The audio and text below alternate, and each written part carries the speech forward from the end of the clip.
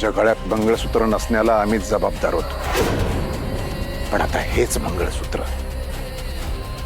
मोठ्या मानानं आम्ही तुझ्या गळ्यात घालणार आहोत.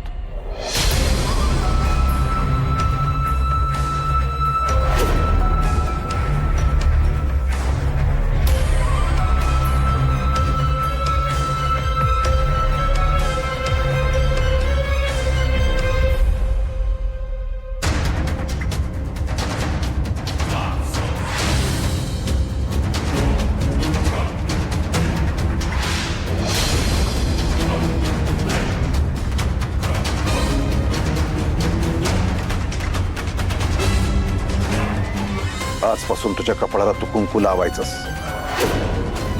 कळू दे जगाला की तुझा नवरा अजूनही जिवंत आहे.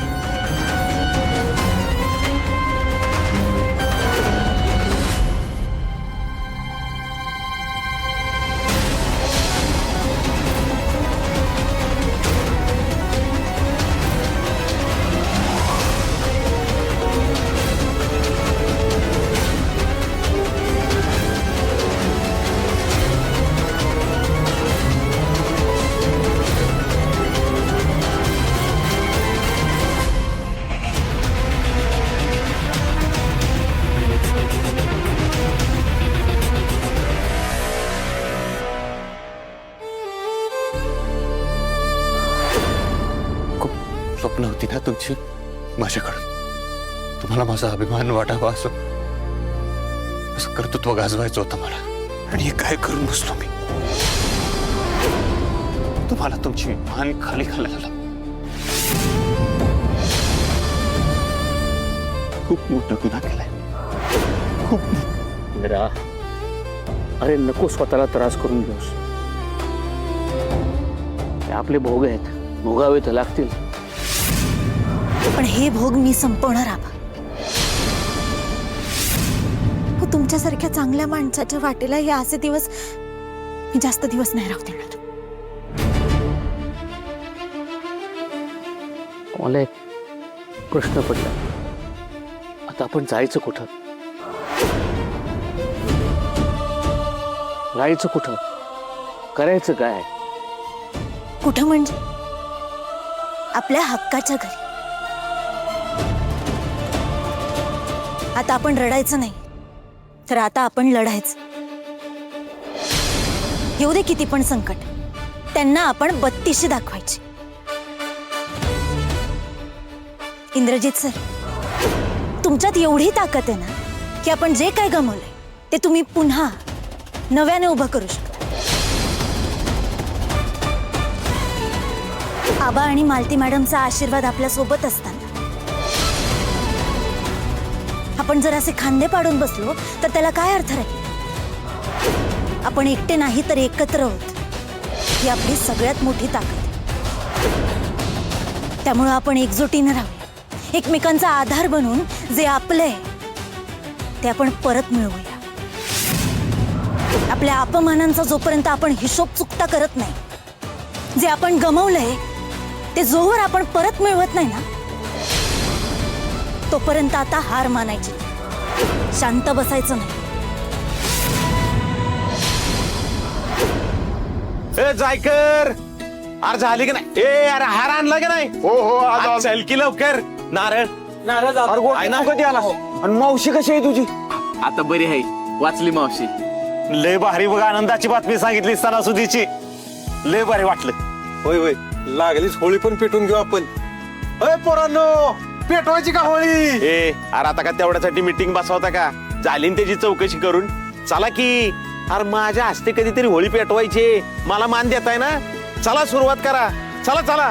ए यार थांबा, आला का मधी? आता बोल काय ती.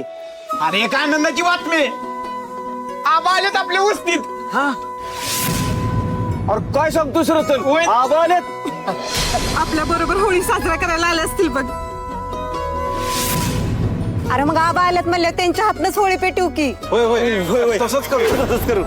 ए आबा आला, आबा.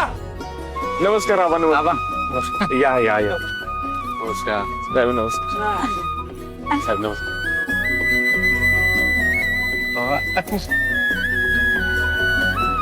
आबा तुम्ही आमच्या बरोबर होळी साजरी करायला आलात, लय आनंद वाटतोय बघा. ऐका नाही का भाऊ? तर अहो आपला आधार आपल्या झोपडीत आला, आनंद होणार नाही तर काय होणार? काय रे आबा, तुम्ही आलाय तर तुमच्याच हाताने होळीची पूजा होऊ द्या आणि होळी बी तुम्हीच पेटवा बरं का. नाही नको, तुमच्या पद्धतीनं जे ठरलंय ते होऊ द्या.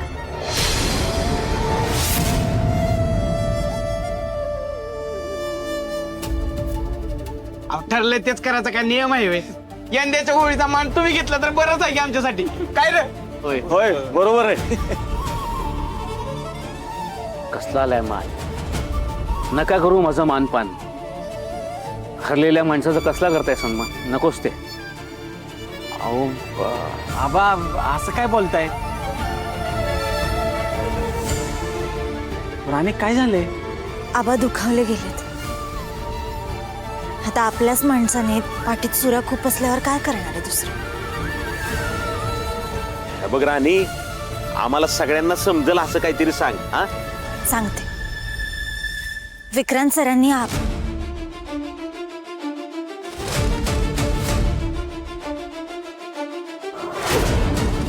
या घराबाहेर तुम्ही जाणार आहात. ही सगळी प्रॉपर्टी आहे, घर तू सगळं माझ्या नावावर केलं चंद्रा.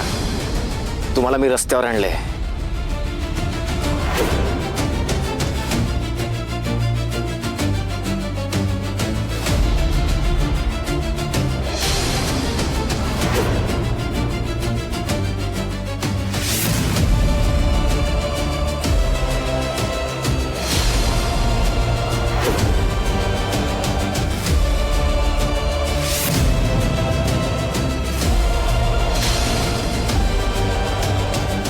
काय विक्रांत साहेबांनी आबांशी गद्दारी केली, त्यांना त्यांच्याच घरातनं बाहेर काढलं? अगं राणे, तुम्ही हे ऐकून कशाला घेतलं? तुम्ही कशाला घर सोडलं तुमचं?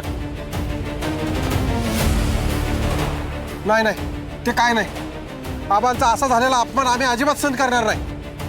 चला रे, त्या विक्रांत साहेबांना त्यांची काय लायकी ती दाखवू. थांबा थांबा, ऐका ऐका माझं ऐका. हे बघा, तुमचं माझ्यावरती प्रेम आहे मला माहिती आहे, पण ते चुकीचं वागले म्हणून आपण चुकीचं वागणं योग्य नाहीये. शांत व्हा तुम्ही. अहो आबा, तुम्ही अजून शांत राहिले तर ते अजून मास दाखवतील.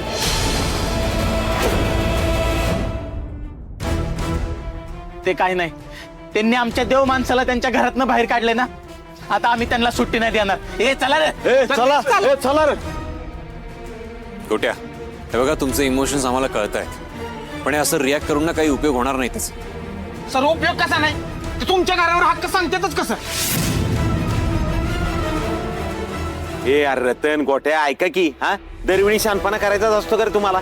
हा ऐका की जरा. हे गजा भाऊ, तुला